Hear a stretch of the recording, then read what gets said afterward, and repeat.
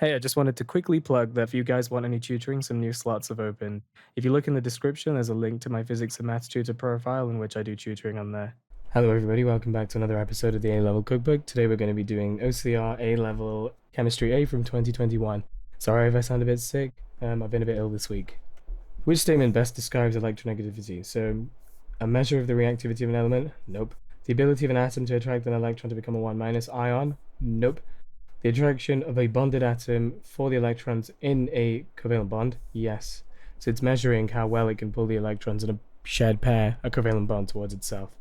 So for example, if I have CCl, the covalent bond electrons are here, but because this is more electronegative, they sort of shift that way, making this become slightly positive, and that becomes slightly negative. And then the attraction of an atom for a lone pair of electrons? No. So chlorate VII ion has a -1 charge. What is the formula of sodium VII? Well, the question has told you a chlorate ion has a 1- charge, which means that it's going to be Cl and O something, and it's going to have this 1- charge. And they've told you that the oxidation state of this chlorine is +7, because it's Cl VII, and that's 7. So it's going to be a +7. So it needs to, if it's going to have a 1- charge, it's going to have 4 O's, because there's each one of these oxygens is -2, so if you have 4 of those, that gives you -8, so 7 minus 8 is so then in this case, it's got to be B. The unbalanced equation for this reaction of silver with concentrated nitric acid is shown below. What numbers with Ag and H2O will balance this equation? So, okay, so on first glance, I can see we've got Ag becoming Ag+, so there's, that's obviously been oxidized, so there's got to be reduction as well, because where you have oxidation, there has to be reduction too. So if I compare this to this, it has gained, it gained 1, and so it's become 1 plus 1, so it means it's lost 1 electron, it's been oxidized. So if I look at the nitrogen here, that's -2 times 3, so it's -6 plus 5. And then here, it's become -2, so that's going to be +2. So this nitrogen has dropped in its oxidation state by 3 electrons. That means that we're going to have 3 silvers, because each silver is losing an electron, this is gaining them, so it must be giving the electrons to the NO3. So if I take this and put it in separate equations, we're going to have Ag solid becomes Ag plus E minus, but there's 3, because I'm timesing it by 3.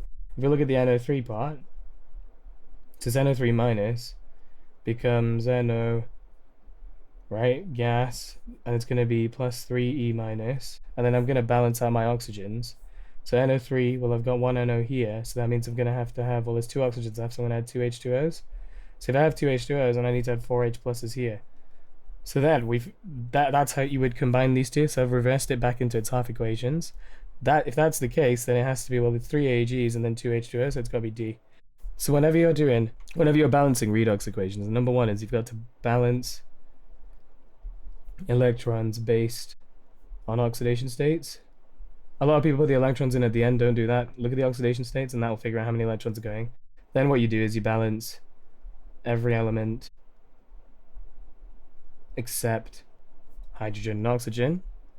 Then what you do is you balance oxygen with water. Then you add H plus to balance out the waters. So which sample contains the greatest number of molecules? So the number of molecules, remember, is going to just be your moles. Mole is a measure of how many molecules you have, which is equal to mass over MR.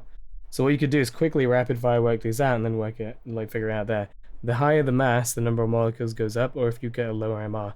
It's kind of hard to tell because they're all changing a bit each time. So each of the masses, the MRs are changing. So I'm going to do 140 over 12 times 2 plus 2. So that gives you 5.38 for A. 180 over 12 times 2 plus 6, which is 6. Then 240 over 12 times 4 plus 10. And then 400 over 6 times 12 plus 6, which is 5.1. So the answer is B. So now it says chromium 3 oxide is reduced by chromium by heating with it magnesium. What is the minimum mass of magnesium required to reduce this much chromium oxide? So in this question, they've told us that you're getting chromium 3 oxide reduced to chromium. So that means you're going to go from Cr2O3 to Cr. Whenever you oxidize something else has to be reduced. You can't have one without the other. So that means we're going from an oxidation state of +3, they've told us, and there's 2 lots of them here, to, well, I'm going to put a 2 there, and that's going to be 0. So that means, in total, its oxidation state's gone down from +3 to 0, meaning it's gained 3 electrons, but there's 2 of them, so that means we've gained, 6 electrons. Now magnesium, they've told you it reacts with magnesium, so if this is getting reduced, this has to be oxidized. The only thing that it really does oxidize to is Mg2+. That means this is lost 2 electrons. That means these two, because they've told you that these two react, they're going to react in a 1 to 3 ratio. So it's going to be 3 times that. So CR2O3 to magnesium is going to be 1 to 3. So then the moles of the CR2O3 is going to equal its mass over its MR, which is going to be 11.4 over the MR of it, which is 2 lots of 52 plus 3 lots of 16. So if I do that, I get 11.4 over 2 lots of 52 plus 3 lots of 16, which is roughly 0.0370. So then the moles of magnesium is going to be 3 times the answer. And then mass equals moles times MR. So what I would do is I times my answer by 3, and then I times it by the mass of magnesium, which is 24.3. If I do that, I get roughly 5.47. There you go. So the answer is D. A student is supplied with 100 centimeters cubed of a 0.4 mole per decimeter cubed magnesium iodide solution. They plan to dilute the solution so that the iodine concentration is this. What volume of water does the student need to add? So this, I'm going to change that to decimeters. So we've got 0.1 decimeters cubed. Remember that magnesium iodide, MgI2, dissociates into Mg2 plus and 2I minus. So the concentration of the 2I minus of this is going to be 0.800 I minus.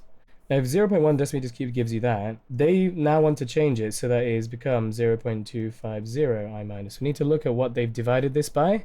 So if I do 0.25 over 0.8, I get 0.3125. So what they've done is they've times that by 0.3125 to drop the concentration. So what we're going to do is divide this by 0.3125. So the volume's got to go up as this goes down. So 0.1 over that gives you 0.32.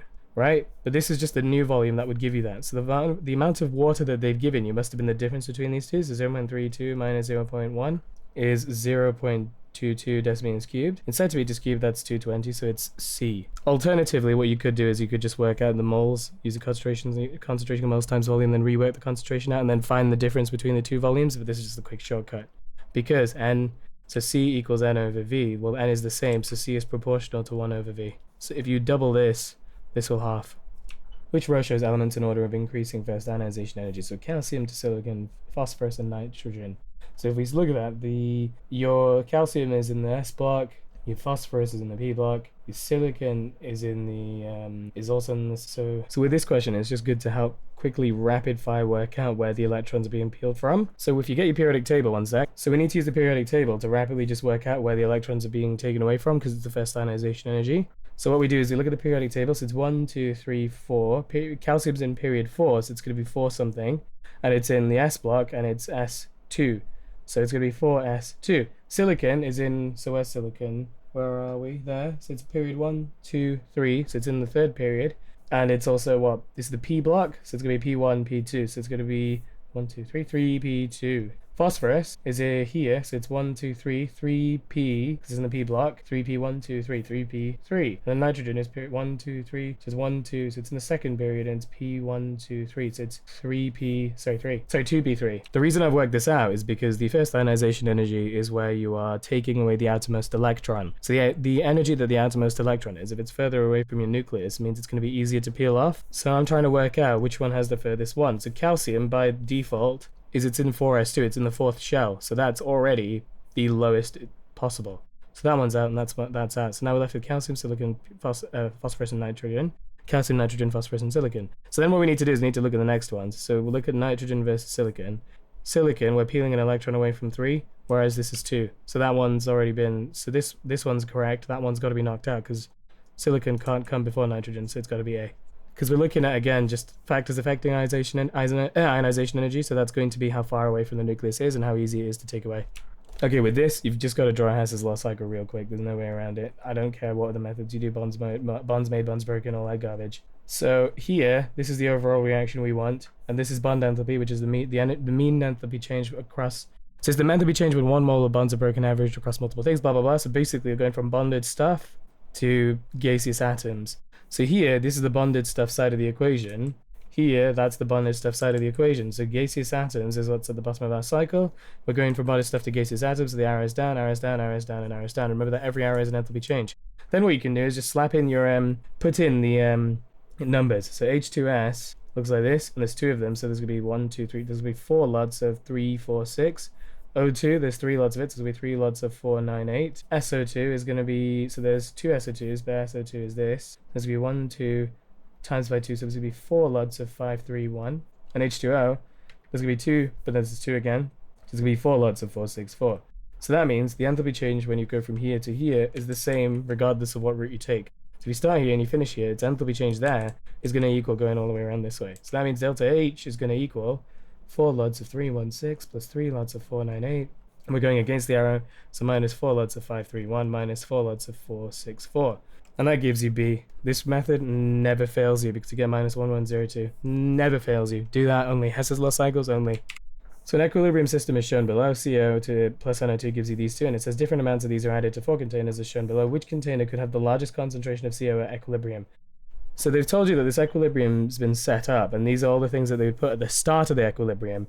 And it says which one have the largest concentration of CO at equilibrium. So we're going from CO, which is one of the reactants, plus the NO2 to all of this. So by default, we can't start with just none of this and then some of that, because what we want to try and do is to max out this. We need to remember the equilibrium is going to start going this way and then that way until eventually they balance out. We can skew it a little bit by putting less of this in so that it kind of favors more going that way. So if we have less of these at the start, then the equilibrium will keep shifting this way as long as we have those 2 there. So what we want to do is try and eliminate one of these entirely. So B's looking pretty dang good right now, because if we do that, then that means there's enough CO2 and NO to go around. So it would go this way and shift this way and get you more CO. So B's a possibility. A, well, it would make it go this way, so we don't want that because it shifted to the right, so that's going to make less of these 2. And for the same reason with C as well, there's no NO, so it's going to shift it that way, so that one's out as well. So well, we're stuck with B and then possibly D. It can't be D, because if we're giving them the same time, this is already at 0. So it's gonna shift this way, but it's not gonna make as much. This is already at 1 and this is at 0, so it's gonna shift this way. And although these yes will increase by the same amount, because we already have 1 to begin with, the shifting to the left is gonna put 1 plus all of that increase. Whereas here, yes, it will also shift to the left, but it starts with 0. And when you compare it to this, this is gonna have more. Because if it shifts this way, both of them go up. So if I have 0 to begin with, and this goes up by like 1 mole, then that's gonna become 1 mole. But if I say that's 0 to start with, and this goes up to 1, but I already had 1 here, that's going to be 2, so that's going to be high S, it's B. So now it says an aqueous solution of methanoic acid has a concentration of this and a pK of that, right? So then we need to realize that this is a weak acid, so we're going to be using Ka because we want the pH, which is all determined by H+. Now your options are your H+ squared over HA, or Ka, Ka equals H+ A- over HA. Now, I say this every single time, A- means salt. Because your acid equilibrium is so far to the left, there's barely any A-, right? In this question, is there any salt? There is no salt. So this one you would use for no salt, because there's salt here, there's no salt there. So that means that Ka times HA square rooted is going to be H+ concentration, which is what we need. They've told you that the pKa of this thing is that. P anything in this sense is just literally log to the base 10. Negative log to the base 10 or something. So to undo that, what you would do is you would just do 10 to the minus. So if pK is this, it's going to be 10 to the minus 4.76 is now our Ka, times our concentration, which they've told us is 0.5, square root that, and that gives you your H+. If I do that, we get 10 to the minus 4.76 times 0.5, that gives you 2.94, 7 times 10 to the minus 3, blah, blah, blah. And then pH is going to be negative log to the base 10 of the answer, which is just going to be 2.530. So if that's the case, then 10 has to be A. The feasibility of a chemical reaction depends on the temperature and the signs of delta H and delta S. Which row has signs of delta H and delta S for a reaction that is feasible at high temperatures but not at low temperatures? Fine. So if we're looking here, just quickly scribble down what the free energy changes. So delta G equals delta H minus T delta S. It's feasible if delta G is less than or equal to 0. So what it's saying is that we want it to be feasible at high temperatures but not low temperatures. So if this is high, so what you need to do is you've got to look at what can make this negative. So in an ideal scenario, we'd want a negative delta H minus, and then T, you can't make T positive or negative, but delta S can be positive or negative. Now, if this is positive, then this whole cluster stays negative, and then delta G is always negative. The question's saying that they want it feasible at high temperatures, but not feasible at low temperatures.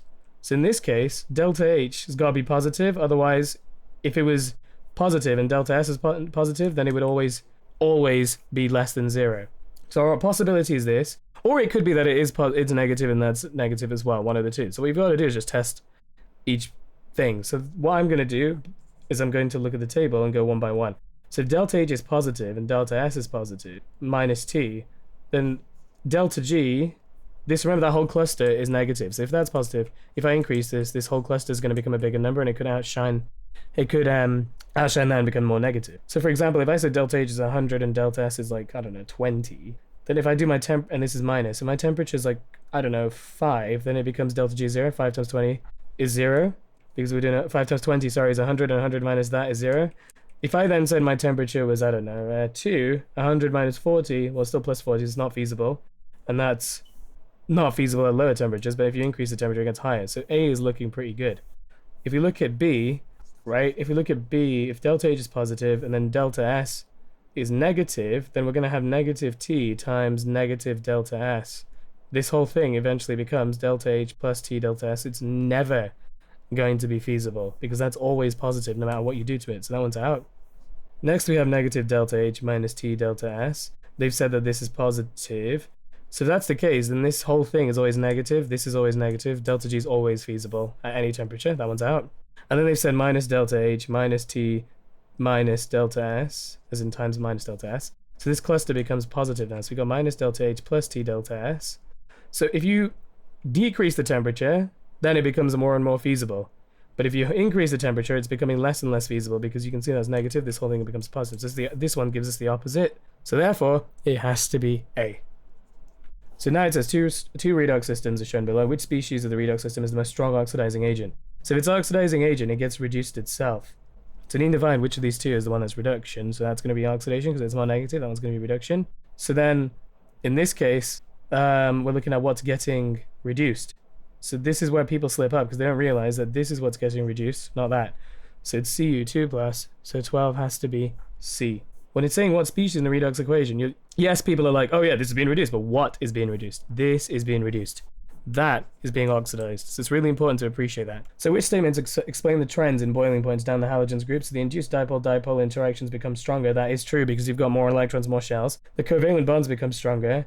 Not really, because when you're boiling something, you're not breaking the covalent bonds. So for example, if I have Cl2, that's Cl, Cl, Cl, Cl with London forces between them. It's the London forces between them that I'm breaking. Because if I break the covalent bonds, we have a Cl atom and a Cl atom. That is not the same thing as Cl2. When you're boiling or melting, you are never ever breaking covalent bonds unless it's a macromolecular structure because the entire thing is covalent bonds. Impermanent dipole-dipole interactions become stronger. These don't exist unless you have a difference in electronegativity. Now, if you've got the same element, they have the same electronegativity, so there's no impermanent dipole-dipole. So 13, only one is correct, so it has to be D.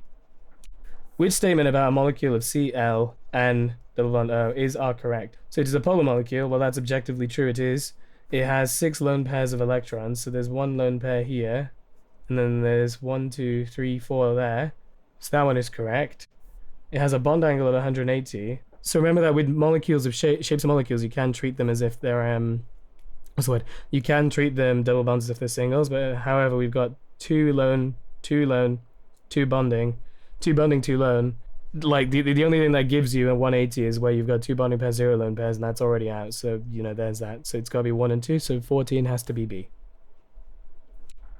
So now it says any NH4 FeSO4 12H2O is a hydrated double salt. The student analyzes this using a test tube. What row gives the correct results for this stated test? So if you reacted with cold NaOH, that wouldn't give you. Why would you get a green precipitate? This is FeSO4 2, right? Now, so it's NH4 FeSO4 2. The 12H2O is a hydrated double salt. So NH4 plus FeSO4 2 minus. This whole thing has to be a minus. So if we're digging into this a bit more, SO4 has always got 2 minus, and there's 2 of them. So there's going to be a 4 minus charge on this. In order to get a 1 minus, that's got to be 3 plus. So in this case, we have Fe3 plus. If we react with cold NaOH, the green precipitate is as a result of the 2 plus ion, not 3 plus, so you're out. Now, if we're adding BaNO3, if you ever add barium chloride, barium nitrate, to something with sulfate ions in, which is the case here, you get barium sulfate, which is an insoluble white precipitate, so that's correct. And then if you react it with warm NaOH and you get red-brown precipitate and alkaline gas, that is correct because it's Fe3 plus, so that is correct. So it's got to be 2 and 3, which is just C. This question is about magnesium and magnesium halides. Magnesium has metallic bonding and is a good conductor of electricity. Describe with the aid of a label diagram why the metallic bonding and magnesium and explain why this conducts electricity. Include the correct charges on the particles in the diagram. So it's positive metal ions and it's Mg 2+, so we've got 2+ metal ions chilling. That's what metallic bonding is. And we've got delocalized electrons that it's attracted to, so there's lots and lots of E- just spread out all over. And we need to label it as well, so we've got a metal ion, delocalized electrons. So it says describe why it can, so describe with the aid of a label diagram the metallic bonding in magnesium, so we've done that. And then we need to explain why it conducts electricity. It's because those delocalized electrons can move in a circuit. There you go. So now it says write an equation to represent the fourth ionization energy of magnesium, include state symbols. So I know, for example, for the definite, we'll make an Mg4+ gas plus E-, because remember the first ionization energy is when you produce 1 mole of gaseous 1+ ions from gaseous atoms. So if we're getting the fourth ionization, it's got to be from gaseous 3+, so ions, so 4+, so the other thing's got to be Mg3+. So it says explain how the successive ionization energies provide evidence that magnesium is in group 2. So if we look here, each time it's going up, right? If it's going up, it means it's becoming more positive, which means it's more endothermic, which means you need more energy, because bond breaking, remember, is endothermic, so it means you're going to need more energy for bond breaking. So if we're breaking into a new shell, we're getting closer and closer to that positive nucleus, and that means there's going to be more attraction between the electrons. It's going to be harder to pull out and pull off. So that means the energy needed to break the bond between these two, the attraction between the electron and nucleus increases, so that means it's more endothermic, and therefore, you know, you've got an increasing ionization energy. So in this case, we need to just look for where it's highest. So if you look between 1 and 2, it kind of goes up by about 700, but then between 2 and 3, it's like 6,000. So there's already a huge jump between the two of them, suggesting that the amount of energy needed to break the bond is suddenly getting higher, meaning we've gone into a new shell. Here you would just say there is a large difference between second and third ionization energy. Next. Electrons occupy orbitals, and table 16.2 add a tick to show the ionization numbers are responsible for removing an electron from a full orbital in a magnesium atom. So in this case, so magnesium is 1s2, 2s2, 2p6, 3s2, 2, 4, 10, 12. It's saying full orbitals. Remember that each of these, there's 3 orbitals here. Each orbital has 2 electrons in them. So it's asking how many electrons, when are you removing an electron from a full orbital? So in the first one, we're removing it from a full s orbital. Then as we peel the second one off, we move into this one. So the third one, we're going to be removing it from a full orbital. But then also fourth and fifth as well, because remember there's, if you look at P, 1, 2, 3, there's 3 orbitals, peeling one off, peeling one off, peeling one off, and then peeling one off, peeling one off, peeling one off each time. So in this case, when pulling those three electrons out of those p orbitals, then the next one is they're going to pull the next 3 out. So that's not it, because they're singly filled. And then we're moving into the s orbital, this s orbital here, 2s2, so we're going to peel one away from that, and then we're going to take the other s1 out, and then we're left with the 1s2, so there's that too. So that's what it's asking you, is just when. So the enthalpy change for the solution can be determined indirectly by using an enthalpy change cycle based on these things below. Describe what is meant, or explain, what is meant by the enthalpy change of solutions. It's when 1 mole of a substance completely dissolves into its aqueous ions. So now it says on the dotted lines add the species present, including their state symbol. So we've got MgF2 solid becoming something else. In the table, they've given us lattice enthalpy, which is where you are forming MgF2 solid from its ions. Here it's hydration, so it's where you're going from 1 mole of gaseous to aqueous. It's gaseous ions to aqueous ions. And here it's gaseous ions to aqueous ions. And they've just told us enthalpy of solution. Well, not told us, but that's what we've been talking about, which is where you go from a solid ionic lattice to aqueous ions. So in this sense, we've got the solid ionic lattice here, and the enthalpy change that we would be looking for is that it's becoming its aqueous ions. So this line has to be Mg2 plus aqueous plus 2F minus aqueous. Cool. Then if we look here, we're going this way, so this is the lattice enthalpy of dissociation, it's the opposite, and we're becoming gaseous ions, and that makes sense, because gaseous ions, solid ionic lattice, that's the lattice enthalpy of formation. And then here, Mg2 plus 2F minus gas, something, and then they're both aqueous. It's going to be the enthalpy of hydration of one of these two, so Mg2 plus aqueous plus 2F minus gas, and then the other one is that, so it's going to be the enthalpy of hydration of the magnesium, the enthalpy of hydration of the fluoride. So it says calculate the enthalpy of solution for this MgF2. So I've labeled this. I'm going to put all the things in here. So minus 2926, and then it's the enthalpy of hydration of Mg2 plus, which is going to be what, minus 1920, and then for the enthalpy of hydration of F minus, which is minus 506. solid to aqueous ions is going to be the enthalpy of solution. So this arrow, because we're starting here and finishing here, Hess's law says that no matter what route you take, as long as you start and finish with the same things, it's fine. But be careful, there's enthalpy of hydration is where you make 1 mole of gaseous, where you make 1 mole of aqueous ions from gaseous ions. Here we've got 2, so it's actually times 2. So then the enthalpy of solution, remember, is this arrow must, as long as you start and finish in the same places, this whole other route is the same because you're starting and finishing in the same. So that means that the enthalpy of solution equals, well, we're going against this arrow in this sense, it's 2926. Going with the arrow because we're going around this way. So it's going to be minus 1920. But we're going down here, but there's 2 lots of these, so it's going to be minus 2 lots of 506. If we do that, we get 2926 minus 1920 minus 2 lots of 506. We should get minus 6 kilojoules per mole. So the enthalpy of change of solution of magnesium halide shows a trend from F2 to I2. Explain why it's difficult to predict whether the enthalpy of change of solution becomes more exothermic or less exothermic down the group from MgF2 to MgI2. So down the group, what's the only change that's happening? The only change that's happening is that the halide is getting bigger. The Mg2 plus is the same size every single time, right? So it's the halide ion. In the previous question, the enthalpy of solution was equal to the lattice enthalpy of dissociation plus the enthalpy of hydration for the ions, right? So in this circumstance, the reason it's difficult to tell is because the lattice enthalpy of dissociation is changing because you're having different lattices each time. But also the hydration is changing as well, the hydration enthalpy for the ions. So we need to describe what the trends are between these two down the group. So first of all, we need to say what the actual change is. Well, the halide ion, ionic radius, increases, right? So then let's look at the effect it has on the lattice enthalpy. If the lattice enthalpies, if the halide ion is getting bigger, then that means there's less attraction between Mg2 plus and the halide. Because remember, the atomist electrons are further and further away, so it means it's less attracted to grab onto those. So that means because lattice, so remember, bond making is exothermic, breaking is endo. You've got to put energy to break them in. So if we're having less attraction between these two, the bonds that are made are less strong. So you've actually got a less exothermic lattice enthalpy of dissociation. So there's attraction between them, so it's becoming less exothermic. So that's screwing up that number there, because remember, that's just negative the lattice enthalpy.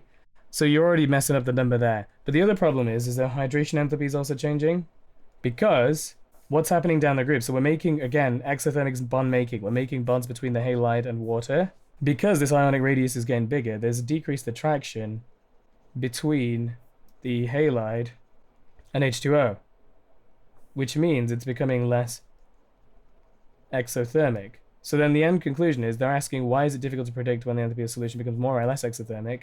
Is because it's difficult to tell which of these has the greater effect. We're not just changing one thing, we're changing two things as we're going down, because the actual lattice is changing, but also the hydration enthalpy is changing. So as a result, we can't really tell what the S enthalpy of solution will be, because those two are being adjusted. So these questions about D-block elements, most D-block elements are also classified as transition elements. Explain why scandium and zinc are classified as D-block elements, but not transition elements. Your explanation should include full electron configurations. So lots of people didn't actually give the electron configurations, and others just didn't say anything after giving them at all. A transition metal, by default, or transition element, is that it forms stable ions with incomplete D subshell. I've had a lot of people that I've taught, and I ask them what a transition metal is, and they say, oh, it's incomplete D subshell. No, it's stable ions that form incomplete D subshells. That's what makes them different, because zinc and scandium, well, scandium has an incomplete D subshell, but it's just told you in the question as well that it is not a transition metal. So that's already fallen flat. It's the stable ions part that's crucial. It's saying explain why they can be classed as D-block elements, but they are not transition elements. So you probably should start off by saying what a transition element is. So I'm going to be short. So it forms stable ions with partially or incompletely filled D subshells or D orbitals, not D shells. So then we need to explain what happens. So the electron configuration for scandium is going to be, well, if you look at scandium in the periodic table, if you look at our periodic table, 1, 2, 3, 4. So it's in the 4th period, and this is the D block, so it's D1. But remember that the 4s orbital fills first. So these are actually all 3d1, 3d2, 3d3, and so forth. Not 4d, because the 4s is filling first. So it's blah, blah, blah, blah, blah. We know it's going to end in 3d1. So it's going to be 1s2, 2s2, 2p6, 3s2, 3p6, 4s2, 3d1. Now zinc is going to be, so 1, 2, 3, 4, 5, 6, 7, 8, 9, 10. So it's going to be 1s2, 2s2, 2p6, 3s2, 3p6, 4s2, 3d10. The 4s is fill first, but they also empty first. So the scandium ion is sc3+. So we're going to lose electrons from here first. It's going to be 4s0, 3d. So it's going to be 1s2, 2s2, 3d0, sorry. So it's going to be 2p6, 3s2, 3p6, and that's it. The zinc one is going to form Zn2+, which again, we lose our 4s electrons. We're going to have 1s2, 2s2, 2p6, 3s2, 3p6. Can you see how neither have an incomplete D subshell as a stable ion? Sc3+ is empty, Zn2+ is full. And there you go. That's how you explain why they're not transition metals. So compound A is a hydrated chromium-3 salt with a molar mass of this and a percentage composition by mass of that. A student dissolves A in water. The resulting compound gives you this complex ion here, and the student mixes the solution with aqueous sodium ether diurate. The ligand substitution reactions happen, give you this. And there's 3 stereoisomers. So the complex ion B is 6 coordinate, and it has 2 ethane diurate ligands and 2 water ligands. The ethane diurate ion is the bidentate ligand shown below. So it says, what is a bidentate ligand? Bidentate, bi to dentate teeth. Any ligand in the universe works by forming coordinate bonds. In order to have coordinate bonds, you have to have electrons to give. So anything has to have a lone pair of electrons in order to become a ligand. So in this case, the lone pairs are from here and here on those oxygens. So bidentate means that it has 2 lone pairs to be able to give. So what it does is it donates 2 lone pairs to a metal ion and forms 2 dative bonds. So now it says, determine the formula of A and B, write the ionic equation for the ligand substitution reaction, and then show the 3D structures of the stereoisomers B.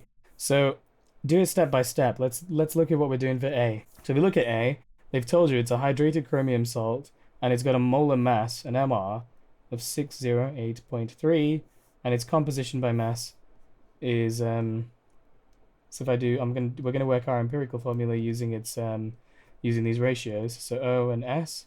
So these all add up to 100% as well. Yep, they do. So 17.1, 3.94, 63.13, and then 15.83.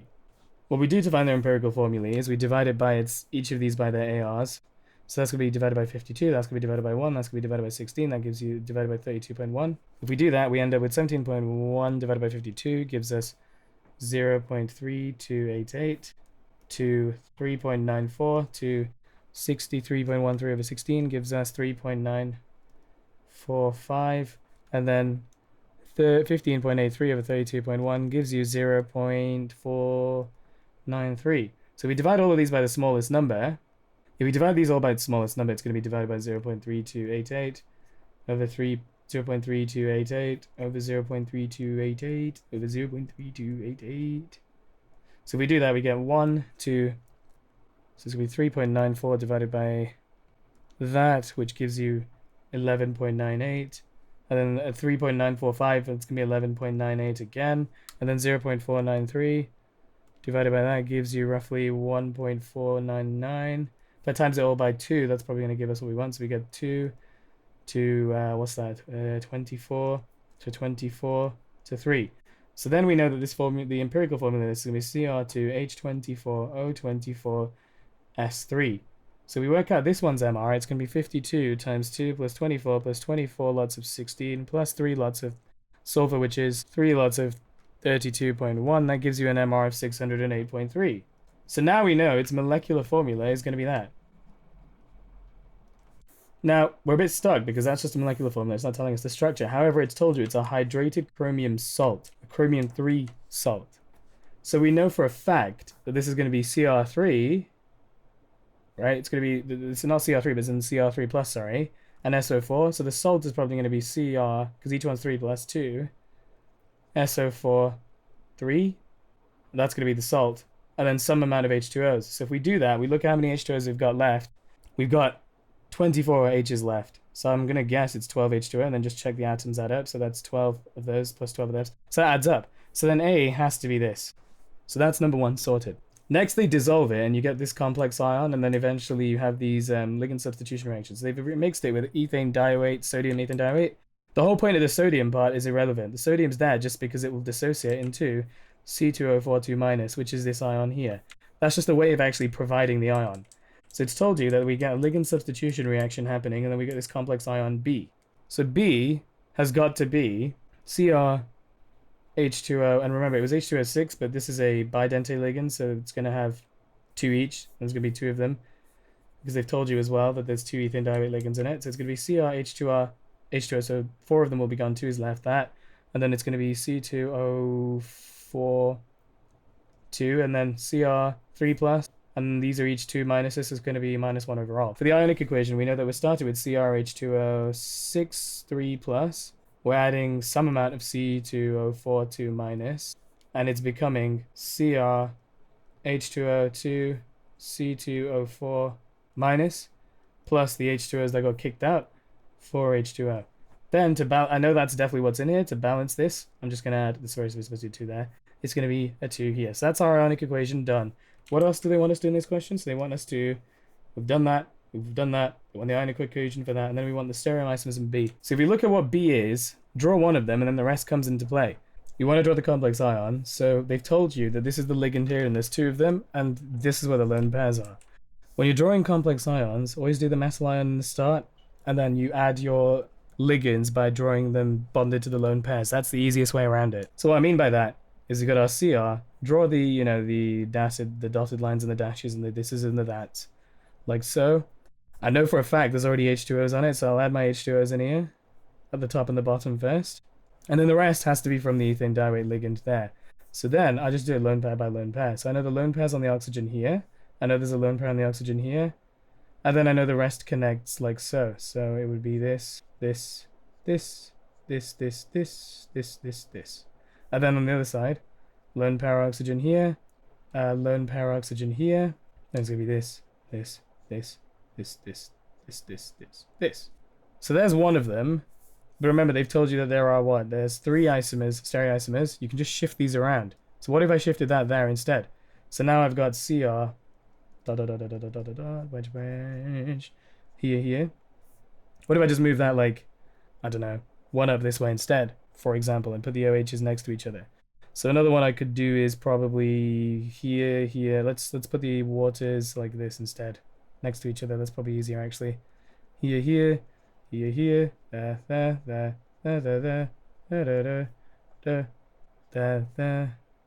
whoops, there. And can you see we can have a mirror image of that as well as one of them? Because if you have a bidentate ligand, it can form optical isomers like that.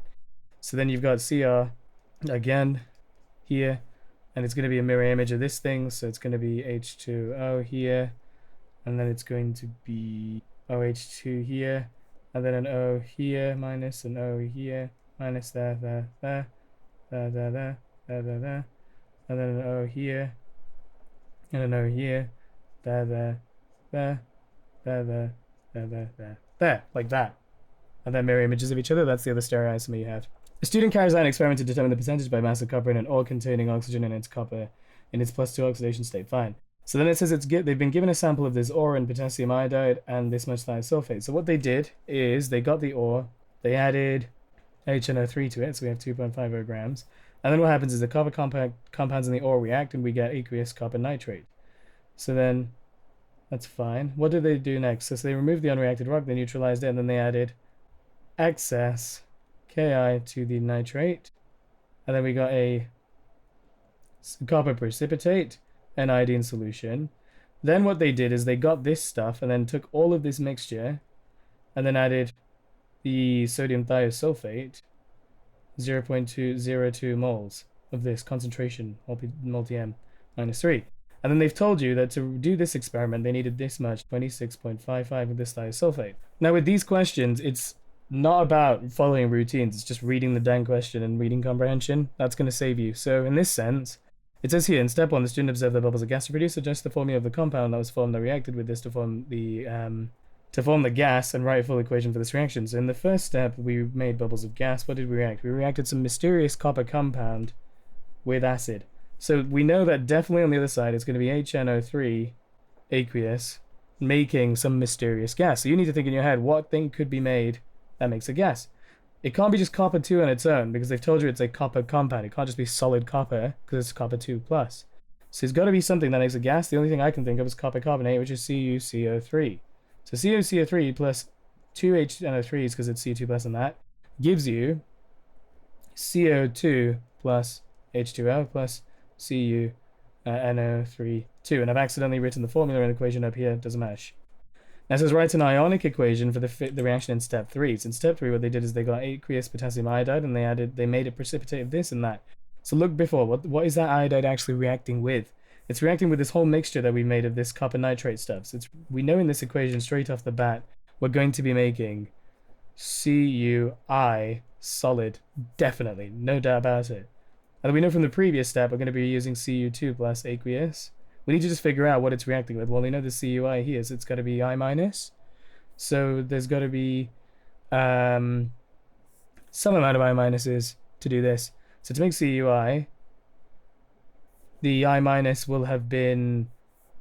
So this, remember that when you have oxidation, you have to have reduction of something else. So in this case, this has been reduced because it's gone from a +2 to a +1. So the iodide also has to have been oxidized. Problem is that if I leave in this, it's still I minus, so it's not actually been oxidized. So as well as that, I have to have made something that has a higher oxidation state. So this is an oxidation state of -1. The only other oxidation state I can think of for iodine that loses electrons, becomes, oxidized, is 0. So the other thing has to be I2 here. And that makes sense, because they've told you as well that we have a solution of I2 made. Then all we have to do is balance the equation. So we've got I2 here, I can put 2 there, and a 2 here. That means we need 4 I's there, so it's there. There you go. So then it says suggest a suitable indicator for this titration and exchange of the endpoint in step 4. So the endpoint here would be adding, so we've got I2 making all this, blah, blah, blah, blah, blah. We could use starch, because it would go from blue-black, because remember that this goes blue-black when you have I2, but you can see in this equation we're going from I2 to 2I minus, so there's no more I2 left there. So if that's the case, it's going colorless. There you go. Now it says determine the percentage by mass of copper in this, or give your answer to appropriate number of significant figures. So don't just dive in. Whenever you're working out stuff, you need to be able to justify why you're doing each step. So I can see that they've reacted a whole bunch of stuff and eventually make some excess with this thing here. And this is the only thing that we have like a nice quantity of. We know that this is the volume and we know its concentration. And we know it's going to supply those S2O3s. So the first thing I can do is work out the S2O3 2 minus the moles of it. Because if I do that, I could work out how much I2 there was. And then I could work backwards, because I know that there's going to be I2 made from the equation where we added potassium iodide. And all of the excess must have come from here. So then I can work backwards and figure out the rest as well like that.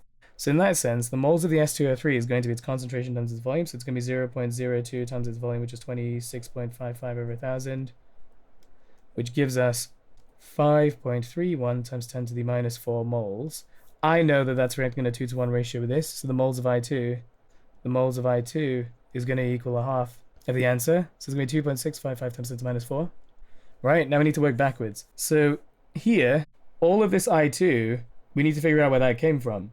Well, we know that if we add an excess of potassium iodide, we get a precipitate of copper iodide and a solution of iodine. And we've just said that the Cu2 plus and the 4I minus gives you this and this. So all of the iodine from that step, regardless of whether it is excess potassium iodide, came here. So that means the moles of this is the moles of that. It doesn't even matter that they're the ones in excess because we're looking at iodine. So if that's the case, then the moles of iodine means we can now work out the moles of the Cu, because the moles of the Cu, sorry, not the Cu, the Cu2 plus, must be a half of the I2. So it's a half of the I2, so we're actually going back to 5.31 times 10 to the minus 4, because we're halving, sorry, not halving, we're timesing the answer by 2, sorry, times 2. All of this Cu2 plus, if we look, has come from copper nitrate, which came from the ore. So all of it's come from the ore. So that means all of the copper in the ore is also the same moles. Now we know that this ore contains this mysterious salt of Cu, and they're asking just how much copper there is in it. So then we can work out the mass of the copper in this ore, which is just going to be the moles times its MR. So it's going to be 63.5 times the answer from above here, and that gives you 0.0377 grams. So then the percentage by mass is going to be the mass of the actual thing we care about. So 0.303779, sorry, there's 0.377, that's a gram, sorry. divided by the total, which they told us was what, 2.5? And we're timesing it by 100. If you do that, you get 1.35% because we wanted 3 significant figures, as the question is asked. What's his appropriate number of significant figures? You show he's naturally giving the question. So in these questions, it's always important to step by step everything and realize where everything's coming from. The excess iodide doesn't mean anything. It's just to make sure we get enough of this I2. Because no matter what, like, if this reaction's happening, we're going to make a set amount of this and a set amount of that as long as we've got enough iodide, which is coming from the potassium iodide. So it doesn't matter in that sense. So then it says, explain whether the calculated percentage by mass of copper would be higher, lower, or the same if the following changes were made. So if the potassium iodide was not in excess, so you can see what I was just saying there, then we're going to have a limitation on how much of this we're reacting. So remember that this means we're going to end up with I2. So if we don't have this in excess, we might actually not have enough of it reacting. So if there's not enough I minuses, which comes from here, that means this I2 is going to be lower. If the I2 is lower, then remember that the I2 is linked to this, so that means this is going to have to be lower, which means we'd end up using a lower titer of this. So you would end up having, the titer would be lower, and then every single step beyond this point would also be lower as a result. So then therefore it's lower, and also you'd have a smaller titer. Then it says the burette readings were read from the top of the meniscus in step 4. So if we look at step 4, titrate the mixture from this, blah, blah, blah, blah, blah, blah, blah, blah, and whatever. So the reason is so that they could keep measurements consistent and measure by differences, because what we do is we measure the bit before and the amount after, and then we look at the differences. So it's to measure consistently and measure the differences in volumes before and after. The student then modifies the method in order to get a more accurate value for the percentage of biomass of copper in the ore. They decide to use 25 grams as the copper ore in step 1. What further modifications could be used to get a more accurate measurement? So what we're trying to do here is a good thing to do is to try and reduce the percentage uncertainty. So percentage uncertainty is the uncertainty over your value that you measure times 100. So if I measure your height as 170 centimeters, and I have this really terrible ruler that's plus or minus 5 centimeters, you could see that the range of that is going to be 165 to 175. It's terrible. But if for some reason you were magically 17,000 centimeters tall, then my range is going to be 16,995 to 17,005. Can you see how that is a teeny difference, even though the uncertainty is the same? So one way of improving experiments is by taking a bigger measurement so that the uncertainty has less of a weight on it. So if we look here then, what could we do? Well, so if I look step by step, what did they do? They added some nitric acid to this thing. The copper compounds in the react, and then they filtered and neutralized the filtrate, and then they added a set amount of potassium iodide, and then they took that mixture from step 3 and then titrated it. One thing they haven't mentioned is anything about repeats. So what they could do is repeat, and then also record the mean using concordant results. So those are ones that are within 0.1 of each other. Then what else could we do? Well, here as well we can see that they've titrated it from this and they've added this much blah blah blah blah blah. So what they could also do is, remember how I was saying before with the uncertainty, we want to try and make this value bigger. So if we're using a burette, we want to try and make this burette measurement bigger. So one thing we could do to try and make the burette measurement bigger is by making this volume bigger. Now remember that C equals N over V, the moles are going to stay the same. So we could try and drop the concentration of this. So we could use a lower concentration of S2O32 minus to reduce percentage error. How many marks is this one? 2. Well, those are 2 things. Also, you could say, well, they've measured mass using a balance. You could use a 3 decimal place balance to reduce percentage error. And also, if you're going to do an experiment with a burette, it's ideal not to keep refilling it. You want to just have like a big volume in it so you don't have to refill it. Otherwise, there's more room for error to happen. Storage cells and fuel cells are types of electrochemical cell. The 5 electrode potentials for 5 redox systems are shown here. Good. So then a student sets up an electrochemical cell based on redox systems 1 and 4 in this table. Draw a labeled diagram how it should be to show how it should be set. So what we do is we have one beaker, a solution. Now here we're switching between chromium 3 plus aqueous to chromium solid. So you can use the chromium metal as the electrode, and its solution would be Cr3 plus aqueous, and then this would be Cr solid.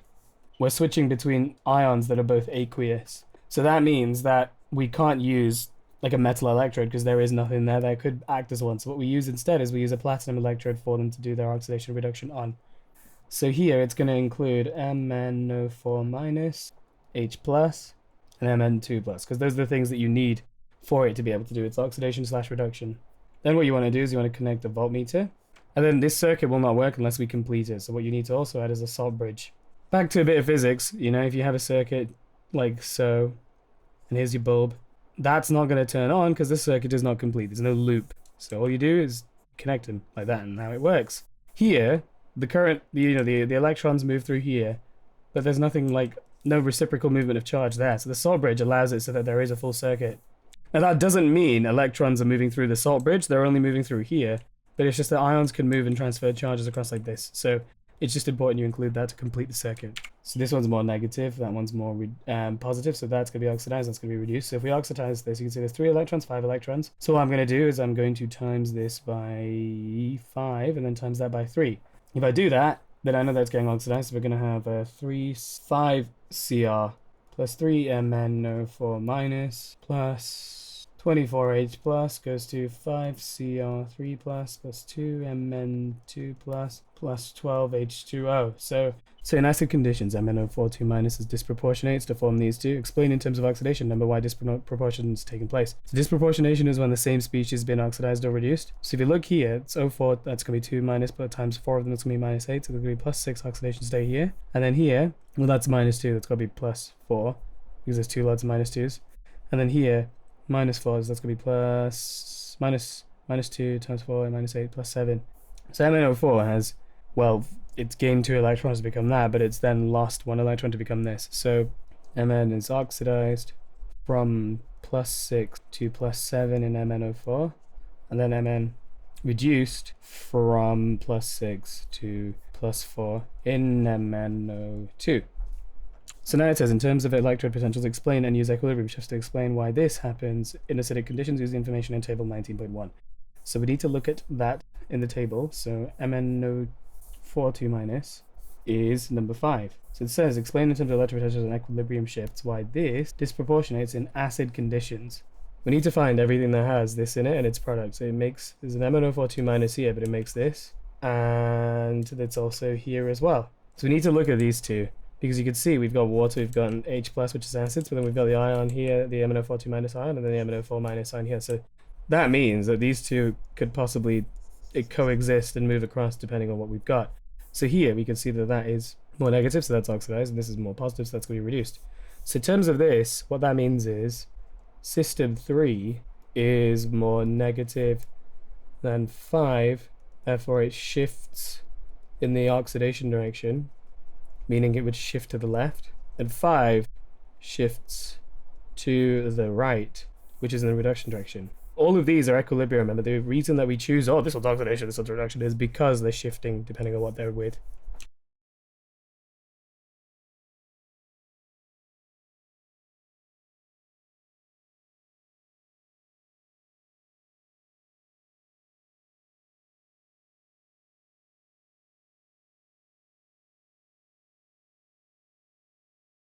An alkaline hydrogen-oxygen fuel cell is set up. The overall equation for the cell reaction is shown below. Redox system 2 is the positive electrode. Number 2 is that if it's positive, it means you're going to get reduction. The way I remember it is oxidation is where, you know, electrons are being put out from whatever it is into the circuit. So the other thing has to, so that's the reduction part. So the other thing has to be oxidized. So in this first half equation, you can see that this and this being these are being reduced to make that. So this thing's probably going to appear in this equation that's being oxidized. So that's one way of figuring out, just based on the question, what's going on. So OH minus. If we also look, we have O2, 2H2O, but there's no H2, but this overall equation shows H2. So you're probably going to react these two together, and it is it's being oxidized, so we're losing electrons. And then the next part is to just try and figure out what could be going on and balancing it and stuff. So here, OH minus, minus 2, plus 1, 0. So these probably become plus 1s each and put out something. It's probably going to be water. So that means if we've got 2 H's and each one of these are putting out an electron, it's going to be 2E minus, and then to balance this out, it'd be 2 OH there, and then a 2 H2O like that. The cell potential is this. Calculate the potential of the negative electrode. So the potential, remember, is E cell equals E reduced minus E oxidized, so redox. So they've told us in the question that 1.23 equals whatever the reduced one was, which is 0.4 minus x. So x equals 0.4 minus 1.23 minus 0.83. This is one important feature of a fuel cell that's different from a conventional storage cell. So what they do is that it will, continue working or operating as long as fuel and an oxidant, or oxygen you could say, are added. That's the key, one of the key differences. It will just keep going forever as long as you give it that. Or you could say something like the fuel reacts with oxygen to give electrical energy. This question's about chemical equilibrium. Nitrogen monoxide, nitrogen and oxygen react to form nitrogen dioxide in the reversible equation shown here. So we've got this, and it's told us delta H is this and delta S is that. A dynamic equilibrium exists in a closed system. State one other feature of a dynamic equilibrium. So the rate of the forward reaction equals the rate of the reverse. You could also say the concentration of reactants and products are constant, not the same. Do not say that. They're not the same. What happens is that this climbs up, and these two react to give you this. So this goes down, this goes down, this goes up. But then it's reversible. So as this goes up, it'll go the other way around, and you'll get more of these. So that'll go down, this will go up, this will go up, and eventually after backing and forthing, it will level out and stay constant. But these all react in different proportions. They are not the same concentration. You can see two of these make two of those, but one of these makes two of those. So even just by that alone, you can't say that they're equal concentrations. So to show that the formation of NO2 in this equilibrium is feasible at this temperature. So that means we're going to have to work out delta G, because that's all about feasibility. And reaction is feasible when delta G is less than or equal to 0. So delta G equals delta H minus T delta S. So it's going to be delta G equals delta H, which they've told you is minus 114, minus, to go from Celsius to Kelvin, you add 273. There's going to be 298 times delta S. But you see how that's in joules per mole? That's in kilojoules. So we need to convert that into kilojoules by dividing it by 1,000. So minus 0.147. If we do that, we get minus 70.194 kilojoules per mole. And then you would say, well, you need to explain why. So delta G is less than or equal to 0, therefore it's feasible. So now it says determine the maximum temperature in Kelvin, for feasibility. Give your answer to appropriate number of significant figures. So delta G equals delta H minus T delta S. Delta G becomes feasible the moment that hits 0. So you could say delta H minus T delta S equals 0. Then you could do delta H equals T delta S. And then you could say T equals delta H over delta S, which is going to be the enthalpy change, which was what? Sorry, minus 114 over, what was that? Minus 0.147. If we do that, we get 775.51, but they want it to an appropriate number of significant figures. You always match what they give you in the question. So they've done 3, so I'm going to say 776 Kelvin. There you go. The chemist investigates the equilibrium as shown in the previous parts. I'm just going to have a look and rewrite over here for us. So 2NO gas plus O2 gas goes to 2NO2 gas.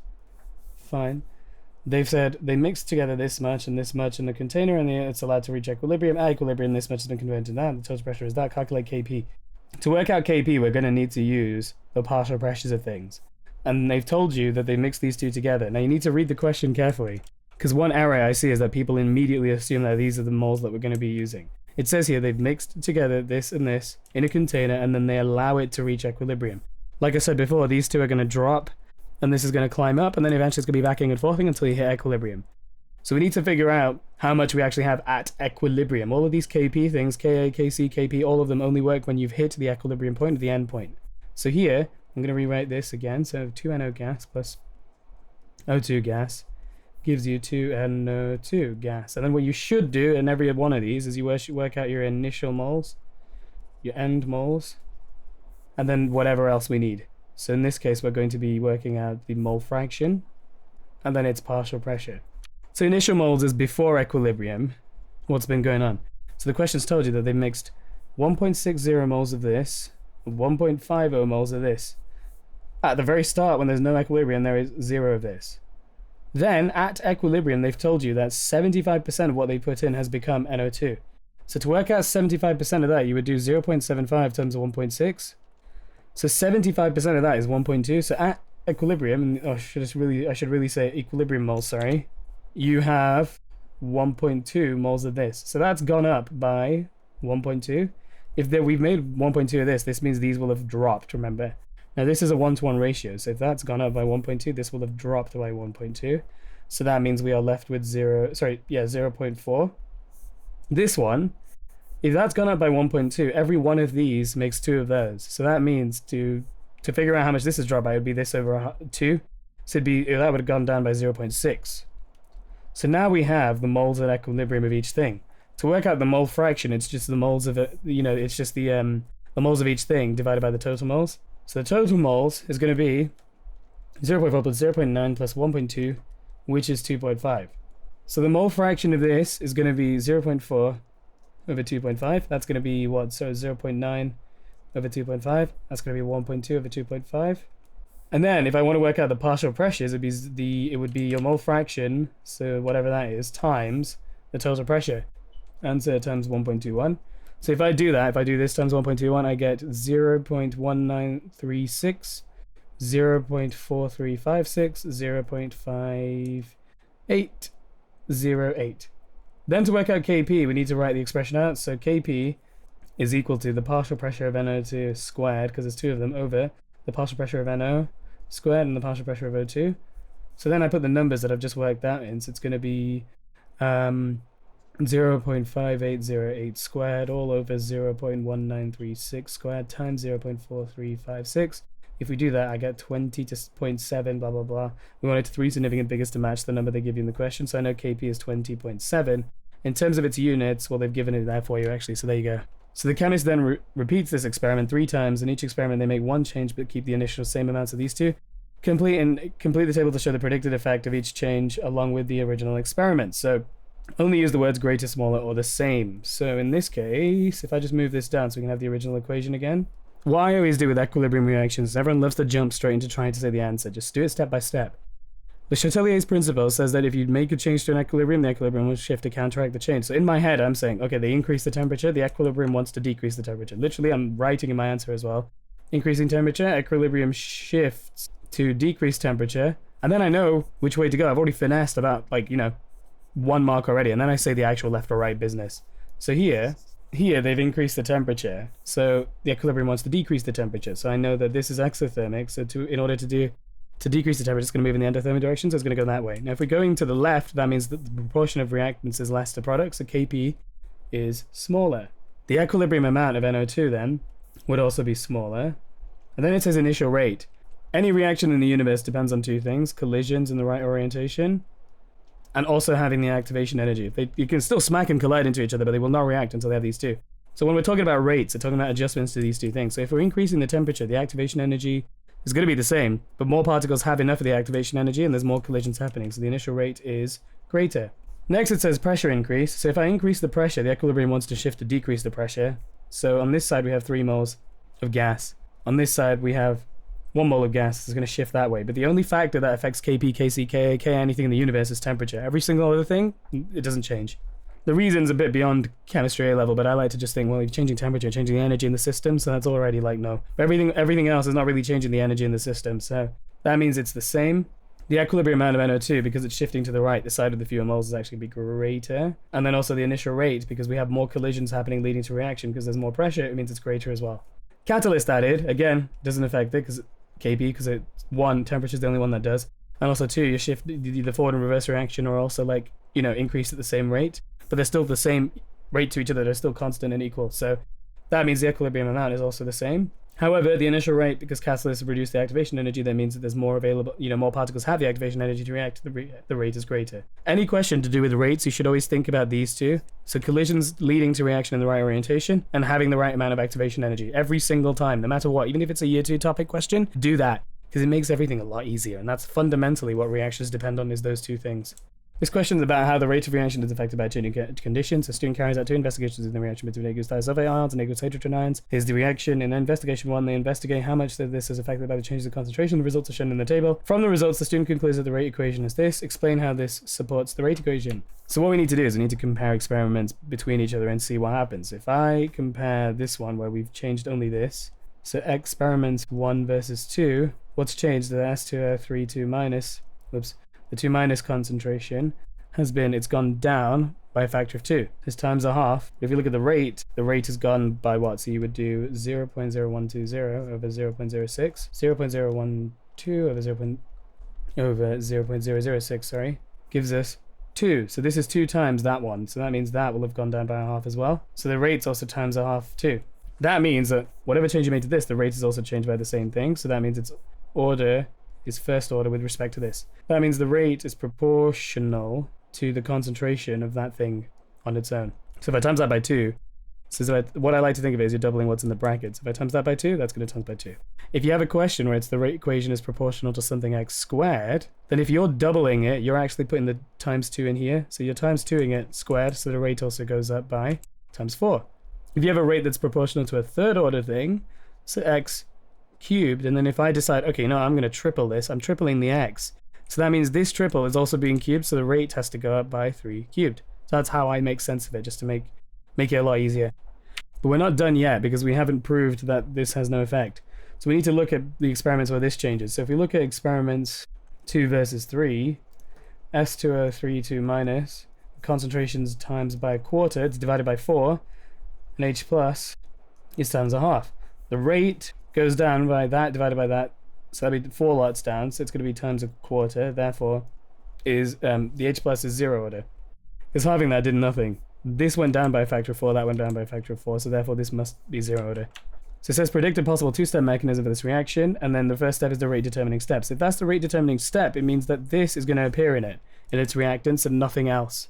So, because if I put something else in the rate determining step, it has to appear here as well. So if the rate determining step is here, and that's the only thing that can be in this is S2O3, 2 minus on the reactant side.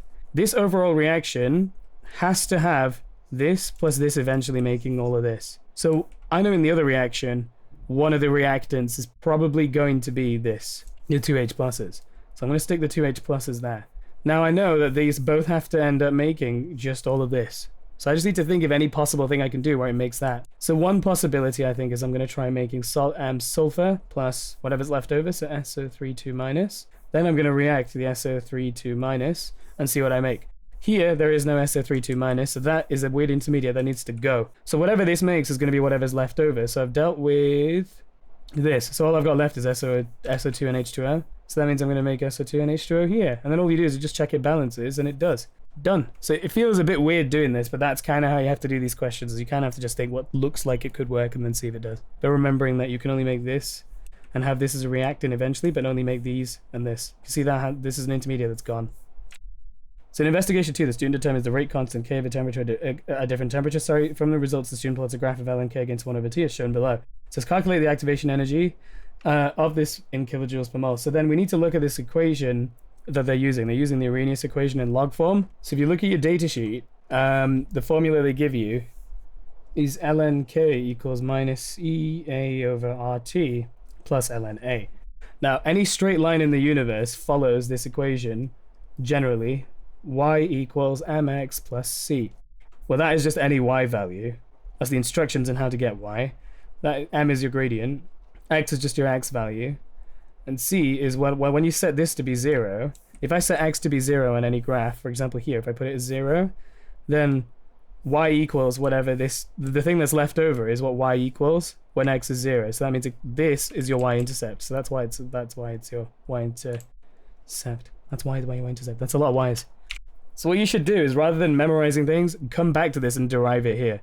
So what I mean by that is compare what's on your y-axis and your x-axis to the equation here.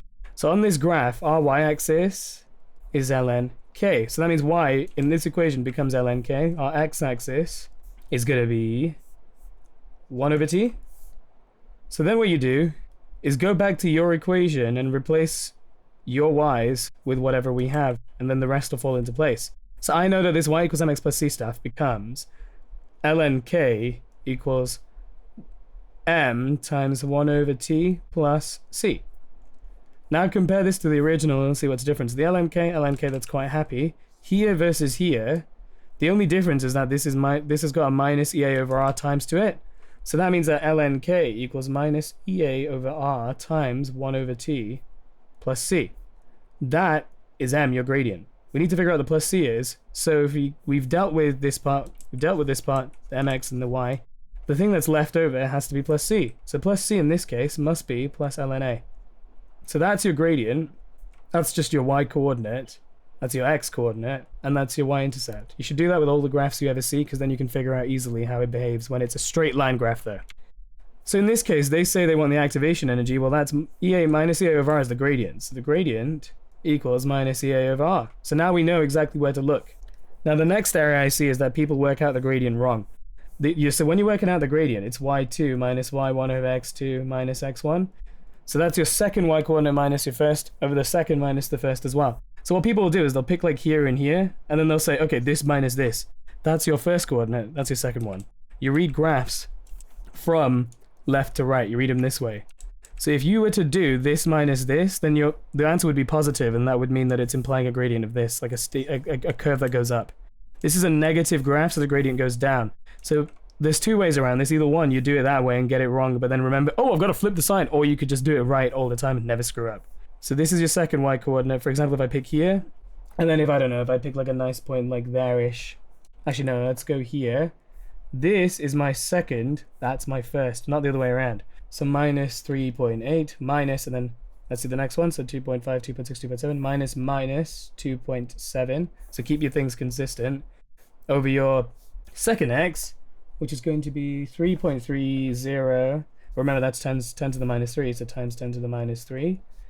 Minus the first one, so it's going to be 3.1112 times 10 to the minus 3. Always remember, the further to the right you go, no matter what graph it is, this will be your second coordinate, that'll be your first, not the other way around. If we do that, we should get, so minus 0.111111. And that's minus EA over R. And that's in keeping with this gradient, because if a negative gradient means the line's going down. If you did it the other way around, you would have falsely got a positive value, and it would have suggested it's going up. So it's really careful, you just be really careful with that. So you can take the minuses out, and then you can also times it by R, so you get EA equals this whole thing times R. So it's going to be times 8.314, which gives you minus 50807.78, sorry, and that's in joules per mole though, in this case, because the Arrhenius equation needs it to be in joules per mole. And also the way to figure it out is that if you look at R, its units are 8.314 joules per mole per Kelvin. So it's in joules, we need to convert it to kilojoules, so it's just going to be that divided by 1,000.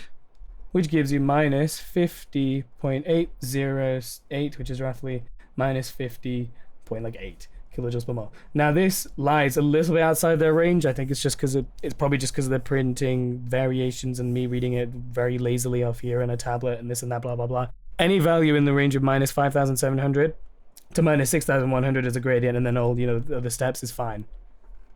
So it says from the graph, the student estimates the value of ln A to be this. A is the pre-exponential factor. Explain what mistake they have made. Well, if we look here, I'm not too sure how they got it from this graph because they haven't extrapolated it. So that means that ln A is when x equals 0 and it's your y-intercept. So I don't actually know where they've got that from here on this graph alone. They will have to have extended the graph backwards. So there's that.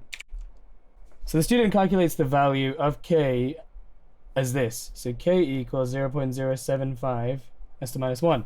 Using graph 2.12, determine the temperature at C at which this experiment was carried out. So what we need to do is we look at ln k, which is minus 2.59, and then what we do is we look at this graph and we find the minus 2.59, which is this 2.56. It's going to be like right before here, then it's up here. We know that 1 over t is going to be 3.1 times 10 to the minus 3. So then t is just going to be 1 over that answer. So 1 over 3.1 times 10 to the minus 3. That gives you 322.58, but this is Kelvin and they want it in degrees C, so to work out the T in degrees C, you do that, minus 273, which gives you 49.58, which is roughly 49.6 degrees, because we need it to be in the same number of significant figures as what they give us in the question. Done. This question is about acids, bases, and buffers. Sodium hydroxide is a strong base. Calculate the pH of this. So remember, to work out the pH, you're eventually going to need H+. You need to look at the equation and the questions and everything you've got to figure out what we're going to be using. So in this case, this is NaOH, it's a base, so it's going to be OH minuses. You need to think, what do I know with OH and H plus in it? Well, Kw equals AH plus times the concentration of H minus. So then Kw over OH minus gives you H plus. So that means our H plus is going to equal Kw, which is 1 times 10 to the minus 14, over the OH minus. Now this is a strong base, meaning that it will dissociate into this, and it's so far to the right, the dissociation, that the concentrations of these are nearly equal to that. So that means it's going to be 0.140. If we do that, H plus is going to equal 7.14 blah blah blah times 10 to the minus 14. So then pH is going to equal negative log to the base 10 of the answer. If you do that, you get 13.15 to 2 decimal places. It needs to be 2 decimal places, so 13.15. Sulfuric acid reacts with the sodium hydroxide as shown in this equation. This is a neutralization reaction. The student carries out an experiment to determine the enthalpy change of delta H1 and uses this value to deduce the enthalpy change of neutralization. So this delta H1 means the delta H1 here in this. Every arrow, you can put this here and it helps make sense. So what they've done is they've measured out two solutions, this, and the temperature of each solution is the same. They mix the two and then the temperature increases that, show that the NaOH is in excess. So all you do is you work out the moles of each one of them. So the moles of H2SO4 is going to be concentration times 1.6 times 25 times 10 to the minus 3, or divided by 1,000, which is 0.04 moles. And then NaOH, the moles of NaOH is going to equal 1.5 times 25 over, 55, over 1,000, or times 10 to the minus 3. Either way is fine, and then you get 0.0825 moles. So then you can see already that that's greater this is greater than that, so that's an excess. So then you would say, they react in a, 1 to 2 ratio, but, there's more than 2 times 0.04 moles of NaOH. And that's how you say it's an excess. There you go. So now it says calculate the enthalpy change delta H1 for this equation and deduce the value for the enthalpy change of neutralization in kilojoules per mole. Assume that the densities of all solutions of specific heat capacity are the same for as water. So enthalpy changes is to do with the heat, with the heat absorption or release per mole. So it's in kilojoules per mole. Every 1 mole gives this. So what we're going to do is we're going to work out Q equals, so we're going to use Q equals MC delta T, where Q is the energy release or absorption and MC delta T. So M is not the mass of the substance, it's the mass of what's receiving or losing the heat. So for example, the water or the solution. C is the specific heat capacity and delta T is your temperature change. So Q equals the mass of the solution. They've told you that the density is going to be the same as water. So the density of water is 1 gram per centimeter cubed. In this case, we have 25 plus 55. So we have 80 centimeters cubed of solution. So if 1 centimeters cubed is 1 gram, 80 is going to be 80. So our mass is going to be 80 times the C for water, which is 4.18, times the temperature change, delta T, which they've told us is 13. And we know that this is an increase in temperature, so we need to remember that this is exothermic for later. If we do that, then Q equals 4347.2 joules, but we want it in kilojoules because it's in kilojoules per mole, so that means it's going to equal 3472 kilojoules, right? Now, they want the enthalpy change of that reaction. The enthalpy change of that reaction is going to be, well, this whole reaction, when you do it, releases this much heat energy per mole. Now, the thing is we can't use the NaOH one because that's an excess, that's not all reacted, but we know that all the H2SO4 will have reacted. So this means that we would do 4.3472 divided by 0.04, and that gives you, remember it's a negative, so I'm going to put that, and then minus 108.68 kilojoules per mole. So that means every single time you run this reaction, 1 mole of this whole thing happening will give you that enthalpy change. Now they want the enthalpy of neutralization as well. The definition for the enthalpy change of neutralization is where you form 1 mole of water from reacting an acid and a base together. So in this case, this equation, the reason they've said delta H1 is because we're making 2 moles of this, but the definition says you make 1 mole, so it's going to be minus 108.68 divided by 2. If we do that, we get minus 54.34 kilojoules per mole. There you go. So then the student repeats this experiment using this much of this and then this much of that, predict the temperature and increase, and explain your reasoning. So Q equals MC delta T, right? Here, what they've told you is that they've repeated this, but they've doubled the volume of everything. So the volume has doubled, so that means the mass is going to have doubled, so that means Q will have doubled. But then if we double the volume, the concentration is the same. Remember that N equals CV. This concentration is the same. We double that, then that means the moles also doubles as well. So that means the moles have doubled. So if Q's doubled and the moles have doubled, remember that Q divided by the moles is your enthalpy change, which means those will cancel out. So it's going to be 2 times that and 2 times that. So it's cancelled out. So then if that's the case, then the delta T has to be the same, because otherwise, if that changes as well, then that screws up everything and the enthalpy change is not consistent. So that means that it's 13 degrees C again, because of 2 times moles. So we have 2 times the energy release, but we have 2 times the volume. So it's spread over this volume. Because we have that 2 times volume, the same 2 times heat energy spread over the same volume, so you get the same temperature increase. So nitrous acid, HNO2, is a weak Bronsted-Lowry acid. At the pK of this at room temperature, HNO2 can be made by reacting N2O3 with water, and HNO2 is the only product. A chemist makes up a buffer by this following methods. They weigh a sample of N2O3. They add water to make this volume of that. They then add this much of NaOH to it to make from the solution to make whatever, and they make it up to 1 decimeter cubed. The question says explain why a buffer solution forms in step 2, and then determine the pH of this and the mass that was used in 1. So if we look at why a buffer solution was made, any buffer solution is always made of a weak acid or a weak base and mixed with its salt. So in this case, what we need to do is we need to prove to them that, we've made a weak acid mixed with its salt. So here, what they've done is they've made this, they've reacted this with water, and they got this sample, whatever, blah, blah, blah, blah, blah. So what I'm going to do is I'm going to call it HA as the acid, and then we're going to call this OH minus as the base. That's going to make a salt plus water, right? So I'm going to label that HA, I'm going to call that my base, this is going to be my A minus, that's going to be my water. So then what I do is like before with the previous equilibrium KP question, we're going to work out the moles before, the moles after, and then the concentration after, and this will get us what we need. So the moles of the acid, well, the acid they've told you is HNO2. It's going to be this times this. It's going to be 100 times 10 to the minus 3 times 0.5. If we do that, we get 0.05 moles. You should always do these at buffer questions like this, or any equilibrium question in the universe, because it just helps. Then we have added this much NaOH to it. So we're going to do 100 over 1,000 times 0.15. That gives you 0.015. Now, before this reaction's happened, we have no salt and we have no water. If we look here, this acid's in excess, this is not. So all of that will have reacted to make the salt. So after, we know we definitely have 0.015 moles of salt. I don't really care about the water. That's going to be 0, and this will be whatever's left over. So 0.05 minus 0.15 is going to be 0.035. So for the first part, I would write somewhere just to the side, there's excess acid. Therefore, a mixture plus its salt mixture is made. And that's a buffer. By definition, that's what all buffers do in the universe. But then we can carry on with this and actually use this because it's telling us to find the pH. So if we find the pH, we're going to need to use H+, and then we're going to have to use Ka equals H+, A minus over HA, because this is the stuff all at the buffer at the equilibrium after everything's happened. HA is the concentration of acid after you've done it. H+ is what we're looking for. A minus is the mole of salt, which is why I've labeled it like this. Even if they don't add a nice base or anything pretty like that, I always just do it like this because it helps me put my thoughts together. So what I mean by that is sometimes I'll just have a question where it's like, oh, a chemist mixes, I don't know, ethanoic acid with sodium ethanoate. I'll literally just do moles before, whatever, and moles after. It might stay the same or whatever, and then just carry on. Because this now gets quite easy.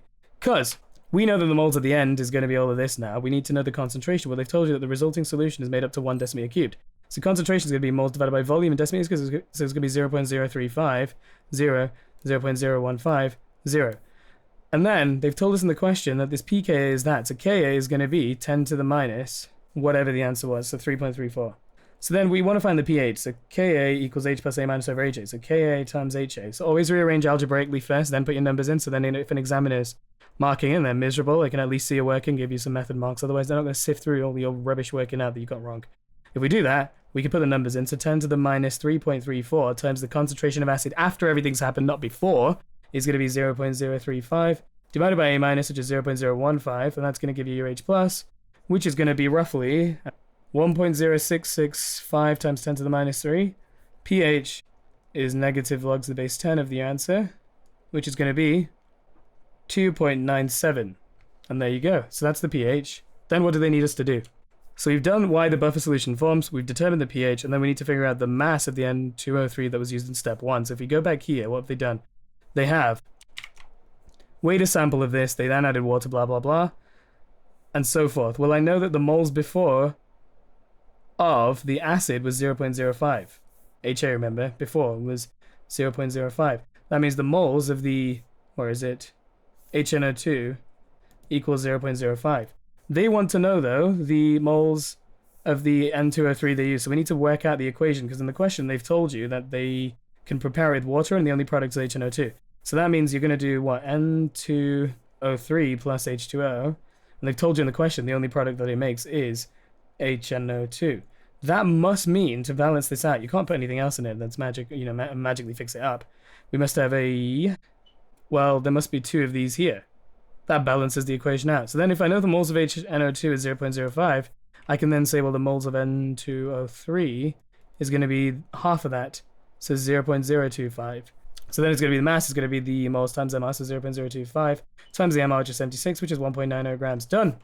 That's it. That's how you do them. So reading comprehension goes a long way in doing the objectives step by step. Thank you very much. I hope that helps. Please like, share, and subscribe. You know the drill.